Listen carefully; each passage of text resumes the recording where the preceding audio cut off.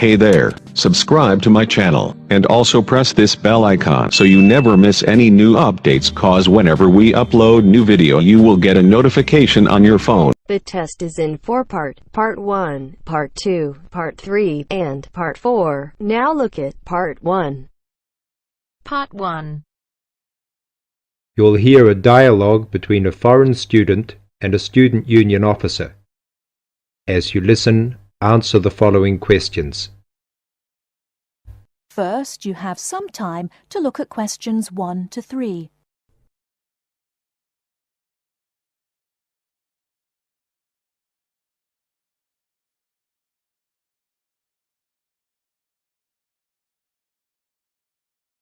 Now we shall begin. You should answer the questions as you listen, because you will not hear the recording a second time.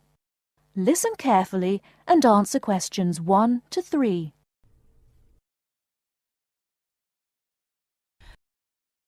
Good morning. Can I help you? Yes, I'd like to know something about the British medical scheme. Yes. What's your question? Can I use British doctors if I fall ill? That will depend on how long your course of study is. If it is 6 months or more, then you are entitled to treatment from the British medical scheme, called the National Health Service, NHS, as if you were a British citizen. With the NHS, consultations with doctors are free, but you will be asked to pay something towards the cost of medicines. In 1987, this is £2.40 for each item of medicine. You are also entitled to free treatment in British hospitals. Always make sure the doctor knows you want treatment from the NHS, as doctors also take private patients, who pay the full cost of all their treatment. How do I make sure I can be treated by the NHS? If you are eligible for treatment, that is, you are registered on a course of 6 months or longer, then the first thing you should do is to register with a doctor. You should register with any doctor close to where you live. Local post offices have lists. Before you hear the rest of the conversation, you have some time to look at questions 4 to 10.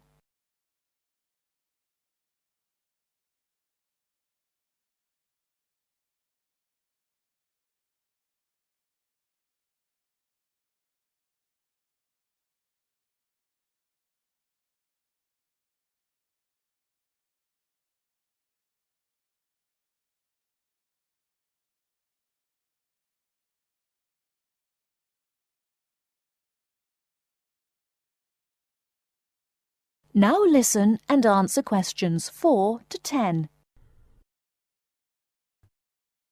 All you need to do is visit the doctor or the doctor's receptionist during consulting hours and ask to be included on the doctor's list of patients. If the doctor decides to accept you, you will then be sent a medical card by post, which will carry your National Health Service number. Take great care not to lose this. If the doctor cannot accept you, try elsewhere or contact the local family practitioner committee. You can get the address from the post office or any doctor. Find out your doctor's consulting hours from the doctor or the receptionist and ask whether or not you need to make an appointment before seeing the doctor. Remember to be on time for any appointment you make. You can see him or her during those hours unless you are seriously ill. If you are seriously ill, the doctor can be called out to see you. Once you have registered, you should tell your warden, landlord, landlady or a friend the name, address and telephone number of your doctor, so that if you are suddenly taken ill, the doctor can be called out to see you. I see. Could you tell me something about British hospitals?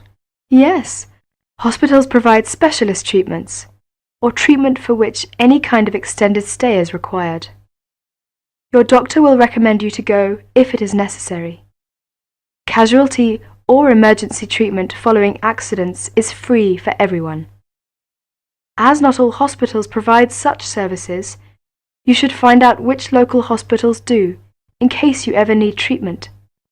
How about dental care in Britain?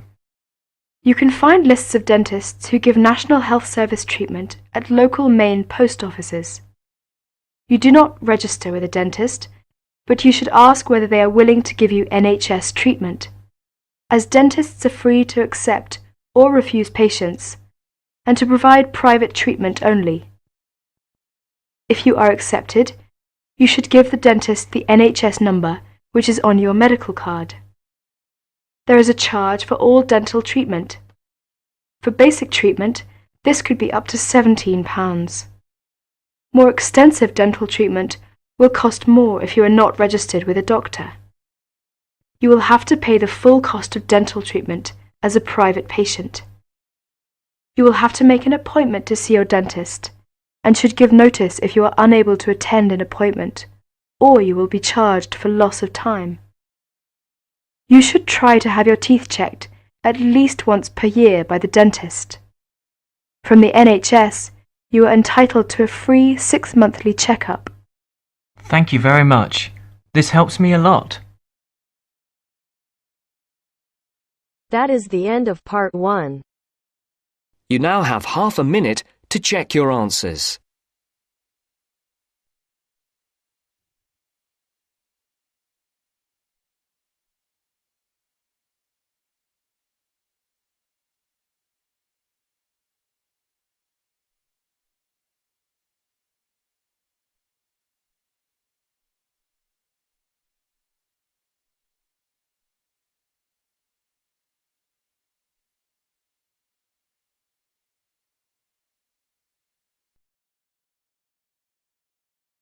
Now turns to part 2. Part 2. You are going to listen to two students talking about a presentation on time management. First, you have some time to look at questions 11 to 15.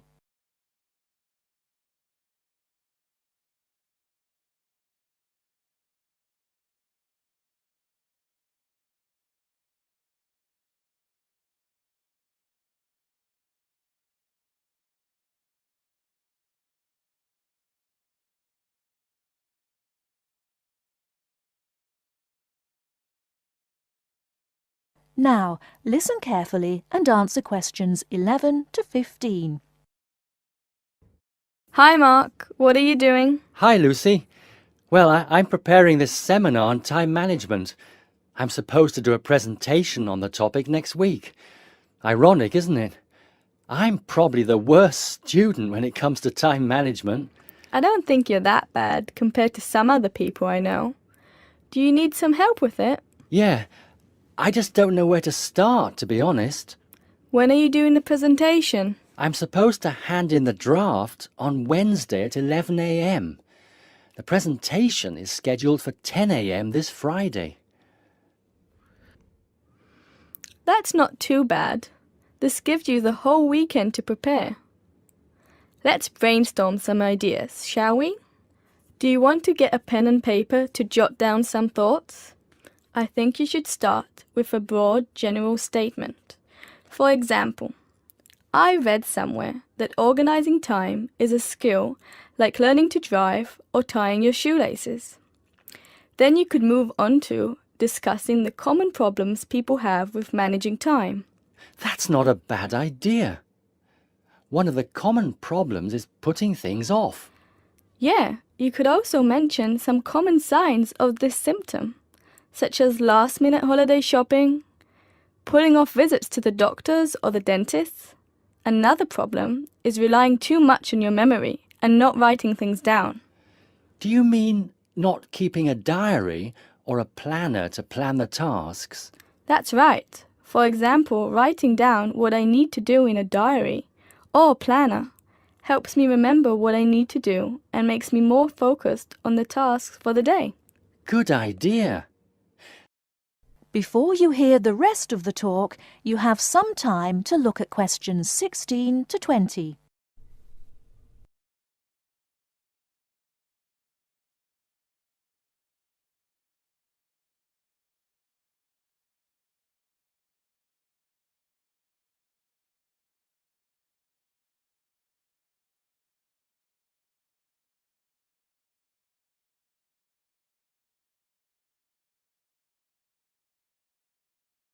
Now listen and answer questions 16 to 20. That reminds me of something I've been meaning to do for a while now. Anyway, I should also include some advice on how to deal with the problem, shouldn't I? Sure, you can talk about some ways of stopping procrastination.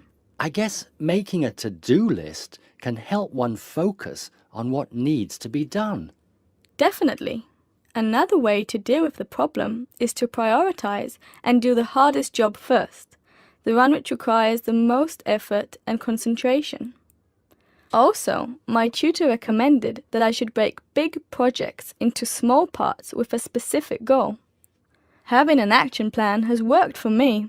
I usually make a list of small tasks I need to do to achieve a goal.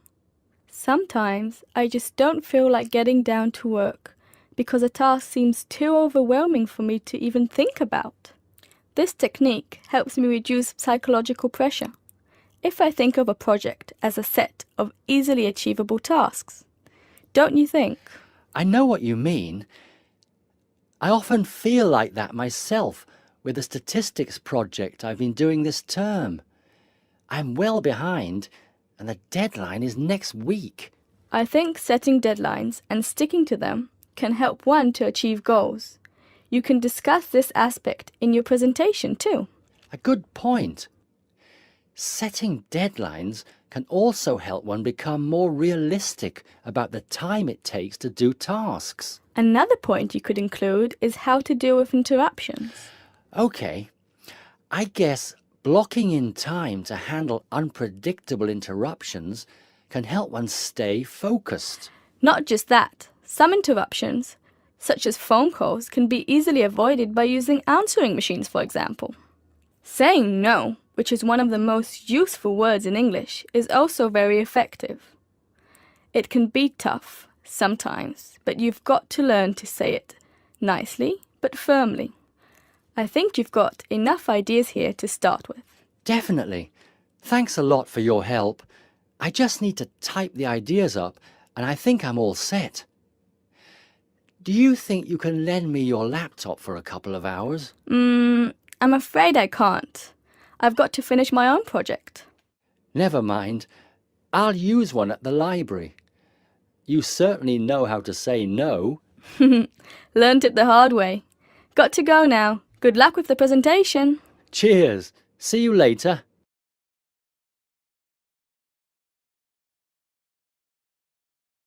That is the end of part 2. You now have half a minute to check your answers.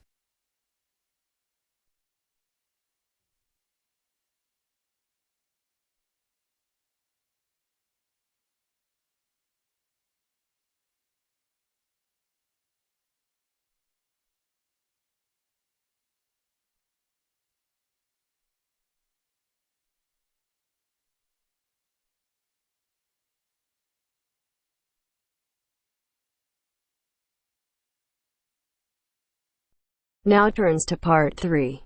Part 3.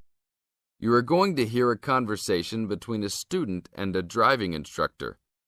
First, you have some time to look at questions 21 to 24.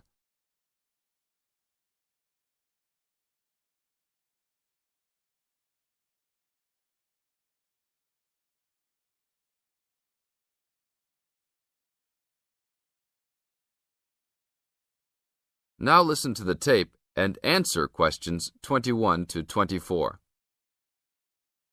Hello, I'm going to be your driving instructor today. Are you ready to begin? Hi, hope you don't mind. It's my first time driving a car. Of course not. That's my job. I teach people like you how to become a safe and responsible driver. So let's begin. Remember, the most important rule of driving: safety first. There are some steps to follow. First, you should put on your seatbelt. You should always remember to do that. In case of an accident or emergency, having a seatbelt on is of utmost importance. Okay, I have my seatbelt on. Now what should I do? Start the car. Good. Now make sure that the steering wheel is in the proper position and that your seat is not too far or not too close to the pedals. I'm all ready to go. Should I shift into first gear? Don't forget to put the parking brake down. You don't want to drive with that up. Oh yeah, I almost forgot. If I have the parking brake on, I won't be able to accelerate. Yes, that's right. Now put the car in reverse and slowly back out of the parking space. Good. Put the car in first gear. When should I shift? Is it better to shift slowly or quickly? You can shift whenever you feel is appropriate. This means shifting should occur smoothly. Do not shift too slowly or you will stall. Shifting too fast will waste gas. Shifting is simple. Just remember to shift smoothly. To shift, you will have to push the clutch and then push the gas pedal. Now look at questions 25 to 30.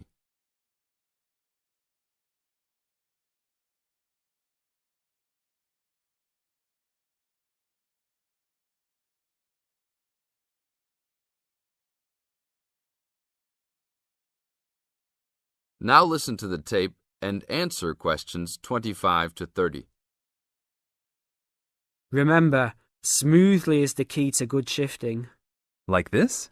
Yes, that's good. Now keep it slow. Don't drive very fast just yet. Be sure to constantly check your mirrors for oncoming traffic.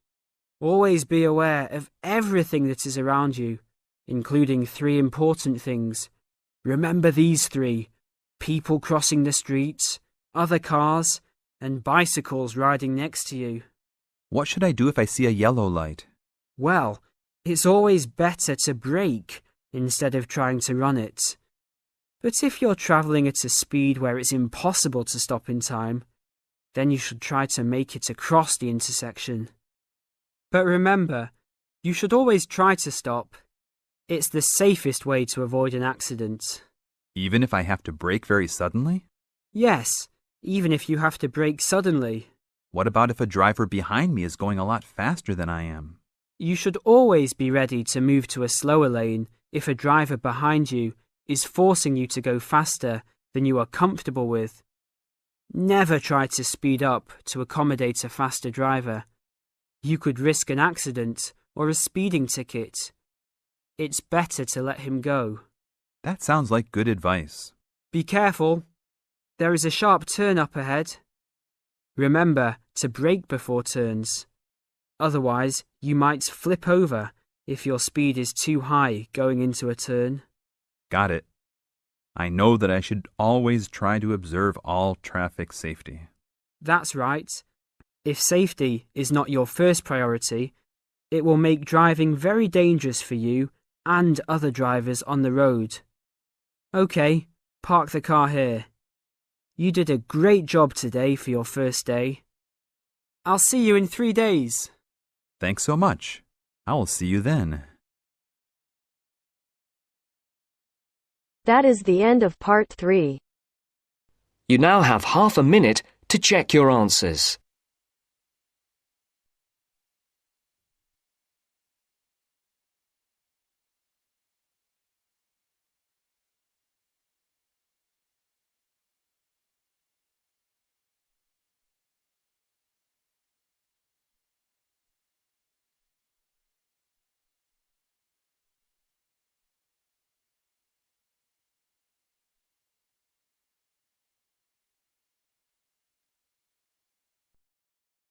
Now turns to part 4. Part 4. You are going to hear a conversation between 2 students. They are talking about the English bars. As you listen, complete the notes below. First, you have some time to look at questions 31 to 40.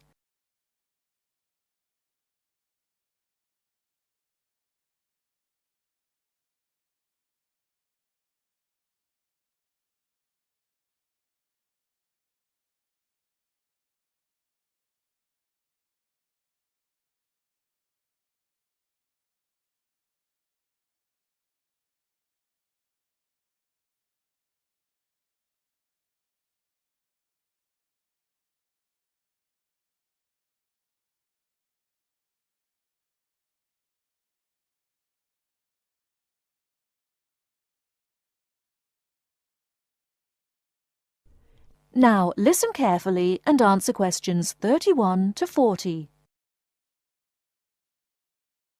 Kevin, could you tell me something about the bars? I have never been to a bar. You see, Steve, my classmate, has invited me to go to a bar tonight. I see. You know, the word bar means a room in a pub. We say the bar when we mean the part of that room where drinks are kept. Soon after you go into the pub, you'll realize that nobody comes to the tables to take orders or money. Instead, customers go to the bar to buy their drinks. I see.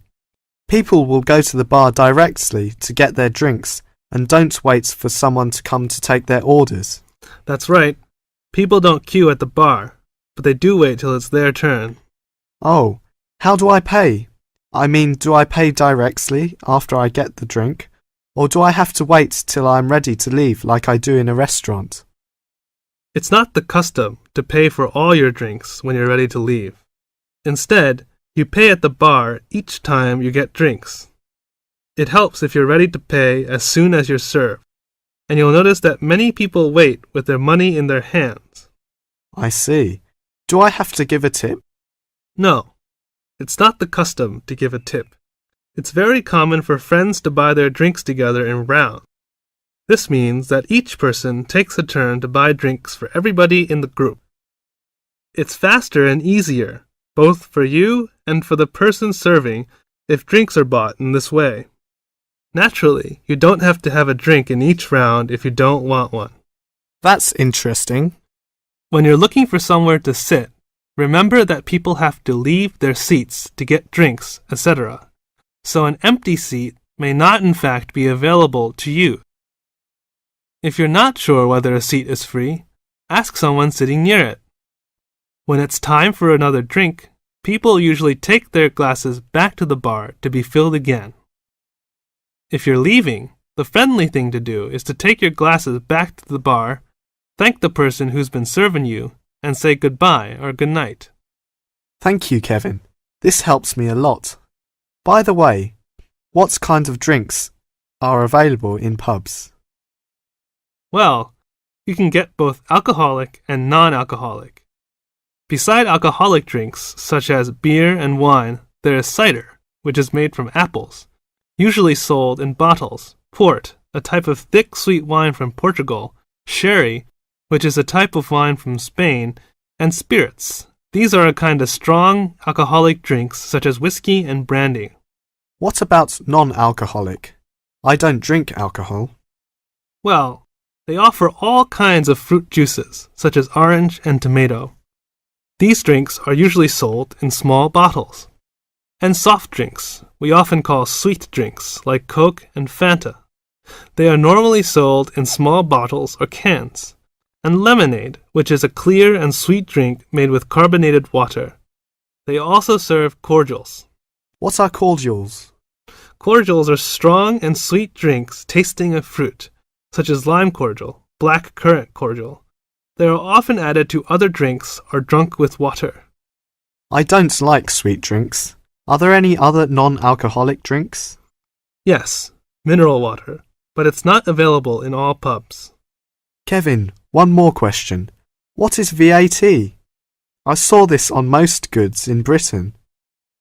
Well, VAT stands for Value Added Tax. The price shown on most goods in Britain includes a tax of 15%. If you use the retail export scheme, this tax can be returned to you if you take the goods with you when you leave Britain. You may have to spend a certain sum of money before you qualify for the scheme, and you'll have to show your passport. Ask in the shop if they operate the retail export scheme. If they do, the shop assistant will explain how you can get the tax back and fill in a form with you. VAT is also charged on hotel, restaurant bills, theater, cinema tickets, and car hire. Are these refundable? No, it's not refundable in these cases. Thank you very much. I really learned a lot. That is the end of part 4. You now have half a minute to check your answers.